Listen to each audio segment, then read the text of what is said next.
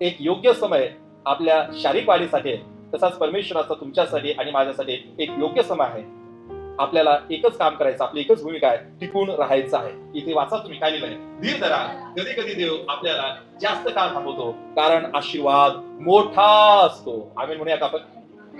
तुम्ही कोण आहात? तुम्ही त्या तशाप्रमाणे देवाप्पा मला आशीर्वादित कर, देवाप्पा मला आशीर्वादित कर, देवाप्पा माझ्या कुटुंबाचं संरक्षण कर, आमच्या घरामध्ये कशी कोणत्या गोष्टीची कमतरता भासू देऊ नको. काहीच दिसत नाही लागलं.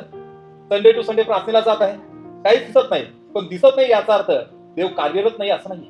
तिथे एक तर आनंद करत आहे, मोज मजा करत आहे, पण ओरिजिनल ब्लेसिंग कोणाचे वाढत आहे? कोणाचे? जो प्रार्थना करत आहे.